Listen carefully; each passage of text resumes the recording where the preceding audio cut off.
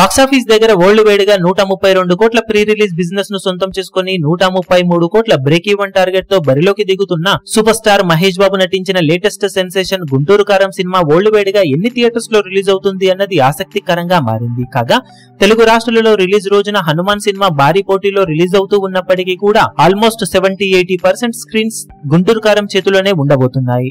తెలుగు రాష్ట్రాలలో ఓవరాల్ గా theatres count ఈ విధంగా ఉండే అవకాశం ఉంది. నైజాంలో 340 నుండి 350 వరకు థియేటర్స్ లో గుంటూరు కారం సినిమా రిలీజ్ కాబోతూ ఉండగా సీడెడ్ ఏరియాలో 180 నుండి 200 వరకు స్క్రీన్స్ లో రిలీజ్ కాబోతూ ఉంది.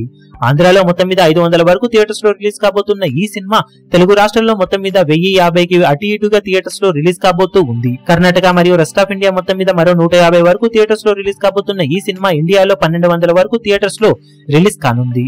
ఓవర్సీస్ లో భారీగా షోలతో రిలీజ్ కాబోతున్న ఈ సినిమా ఆల్మోస్ట్ 700-800 వరకు థియేటర్స్ లో రిలీజ్ కాబోతూ ఉండగా వరల్డ్ వైడ్ గా సినిమా 2000 వరకు స్క్రీన్స్ లో ఇప్పుడు రిలీజ్ కాబోతూ ఉందని చెప్పవచ్చు.